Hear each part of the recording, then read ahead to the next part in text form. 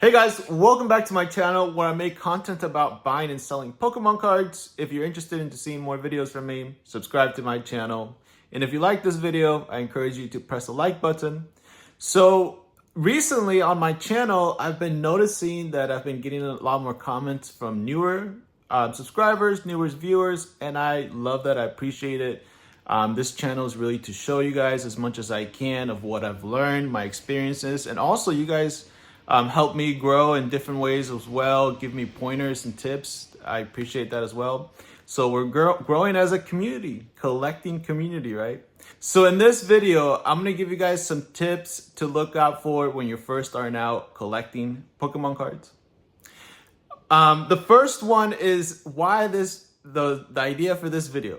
I've been noticing that on my comments when I'm a video that's gaining a lot of views right now, traction, where I was buying a big binder purchase and I was flipping the card binder pages a bit hard, and that got me thinking of try to think about the mentality, and I finally understood it. Before I was like, oh, maybe these people are criticizing the parts that they don't like, but I think it is these people are just new to the hobby or haven't processed a lot of Pokemon cards like I have. So I'm going to explain. And the first thing is that these Pokemon cards are protected when they're in a binder. So when I'm flipping through pages, fams, nothing's going to happen to these cards. Even if I flip through these pages a little bit hard, these cards are 100% protected. So don't worry about that. What you should be worried about when you're first starting out collecting Pokemon cards is putting your Pokemon cards in the right binder. And I talked a little bit about this. Well, I actually went through extensive detail on my vlog, 30th vlog. Every vlog has a number. You can go back to my 30th vlog. It's like, will D-binders hurt your Pokemon cards? And pretty much, if you buy a Pokemon binder, you might be like, all right, I bought my Pokemon binder. I'm fine. I'm going to start collecting, right? I did the right thing. You haven't. Not all binders are the same. These two binders, they might look like they are definitely Pokemon themed. This is a Pokeball and this is we got, right, the starters. But take a look at the rings. This binder has a D-ring binder. This binder has an O-ring binder. What gives? This is supposed to be made for collecting Pokemon cards, right? Well, if you put these in an O-ring binder, this one right here, it's going to damage your cards. The bottom parts will start to, over time, curl the cards. When you fold it, when you close it, it's going to curl even more. So that's not the binder you want to have. You want to look out for one that has a D-ring binder. Obviously, there's some binders that don't have rings at all. And there's some school binders that have D-rings. So you want to go for one that, if it has rings, use a D-ring binder. And preferably, if it doesn't have any rings, that also works. I'm not on the boat that, as if it's like one of these high-end binders. This is a Volt X binder, by the way, that it's the only one that's going to protect your card, this and that. I think just like the rings, this will have that issue of curling if it's too heavy, if there's too many cards. But if you keep them light, or how many cards they should be, these I would say are the better route. They have the whole zipper, they're moisture protected, all this and that. So I would do all that, and I would, for my higher end cards, like this binder here is a top loader binder. There is merit to having a top loader binder because you can say that where the cards are being held, or how they're being held, right, with tension through the plastic top here, over years could create a bit of wear on the edges. So that is the argument with that. But if you put them in a top loader binder, you are golden, solid, ready to go. So that's the first thing. Second thing is with these binders, I bought this lot that had EX, regular EX from Sun and Moon in here. This is a top loader binder. That doesn't make any sense. If you have regular EXs, you can sleeve those up. You can put them in binders, but not these type of binders. It doesn't need to go in a top loader binder. Why would you put cards in a top loader binder if, like I just mentioned, that you can create creases over time throughout the years, but you're looking at like super high-end cards that you might consider grading, and you don't want to go from a 10 to a 9. So if you have super high-end cards, that would make sense to put them in a top loader binder, maybe like $20 or more, really.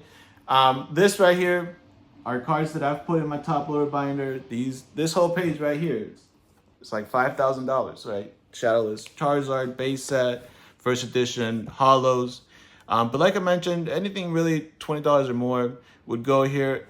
And also, don't worry too much about condition. Actually, if you're a modern collector, worry about condition. If you're a vintage collector, don't worry about condition. You start to become different. It starts to become different animals, because modern cards, there should be no reason, no excuse that it's not a minty card. They're just being printed, right? Why can't you get that minty card? So you just want to look out for those minty cards if you want to collect modern, right? And for chances to grade. And for vintage cards, I have the highest quality of mine is light plate. I mean, obviously it's just about preference, but these things sell all the time. Hard plate sell all the time for high-end vintage, because it becomes more about rarity. Modern, everything is being printed really. Pokemon Company themselves says they're going to print to demand. So anyone else saying that there's scarcity, this and that, are lying to themselves. But vintage quality really doesn't matter. All right, so that's number 2. For number 3, we're gonna have to switch a little bit perspectives to my table. So let's go over there. For my third point is that not everything needs to be sleeved up. And this is more particular if you're a reseller, where how fast you move through something matters. Because if you have your own collection and you can take days, your own time to go through it and baby it, then you should do that. That would be awesome. But if you're a seller and you need to process through thousands of cards, and sometimes thousands of them are holos and reverses, then becomes the question, do you sleeve them up or not?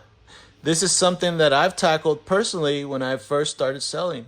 And when I first started selling, I did sleeve everything. You would see here these thousands of reverses, they would all be sleeved up. But now, selling throughout years, I've learned and seen the conditions myself, what to sleeve up and what. Most of these I would not sleeve up. It doesn't make any sense to sleeve these up. They're not going to be scratched just from me having them here. Even as I go through them now, these cards don't get scratched up like that. I have seen scratched up. I have scratched cards, a bunch, thousands. It doesn't happen like this. Even when I send them, Tcgplayer wants me to send cards like this. I have cards right now in sleeves that I would have to remove to send them back to Tcgplayer for them to process, because it takes time for their employees to take the sleeves out, and they realize that it's not needed. It's not going to create those scratches that you guys are scared about, or that a lot of people are scared about. So I don't sleeve these up unless they have good value. Once we get to the Charizard here, I would sleeve this up. I will. I would sleeve this one and that one. Those have good value that I don't want to take the chance. Not that I think anything will happen, but I could be dropping it right as I'm moving it around, this and that. So I wouldn't want to take the chance. I'll sleeve that. But even right now that I'm telling you guys about it, I'm not grabbing my sleeve and being like, oh, I need to sleeve this right this second, because I know it's going to be fine. Again, I've processed thousands of Pokemon cards. So if you're a seller, don't do it unless you're dealing with higher end cards. If you're in the Tcgplayer Direct program, you're going to have to unsleeve them anyways to send them back to them.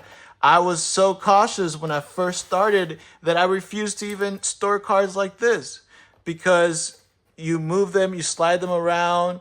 Let's say you only had a few in a row, which happens, right? And you need to grab a specific card. You would put some of these cards over here. And I was like, oh, that's going to damage this and that. It actually doesn't. It doesn't do it. They're all fine. I check conditions multiple times throughout the life cycle of me buying and then actually selling it, sending it out. And I've never seen that really be affecting anything. If anything, what affects the condition is what happens to them if they were stored, if they were like dust, grains, something with it, and then they were rubbing against other cards. So that is my experience, my quick sense about it. I had specific trays to lay the cards out when I first started because I was so worried about this. But as I was putting them in 4-row box counts, I started to really look and pay attention, and they're fine. Nothing happens to them. When I send them out, I also, their lower end cards, put them all in one sleeve because they're fine, like reverses. Now, anything that gets into higher value, you treat different. That is a big caveat to my selling. Anything that has good value, like let's say I'm sending out 10 cards, and it all fits in one sleeve or one stamp, 1 ounce. I would not actually put them all in one sleeve, even though they could. I would separate them out into 2 top loaders at that point as well. I usually put my backings, but I put the top loaders, then I put the team bags to protect them from rain. So you take more precautions. You do more steps when they're higher end cards. Lower end cards, they're going to be fine. If you're a seller, those are my suggestions. If you're a collector and you have all the time in the world, all the day, then go ahead and baby these cards for sure, and that's fine. There's nothing wrong with that as well. But these are more for if you want to go through them quickly and still have them be safe. Condition to me matters a lot. My reputation as a seller matters a lot, so I would never do anything, store them or anything like that if I thought they were going to be damaged. So I just wanted to pass that on to you guys. All right, those are 3 things that I want to share with you guys if you're starting off. And there's a lot more that I can do. So if you guys like this video, subscribe. I'll try to do another one like what I would collect if I was just starting off right now. Collecting would be another example. How to ship out cards, process them, things like that. So drop a like if you guys want to see more, and subscribe if you haven't. Later.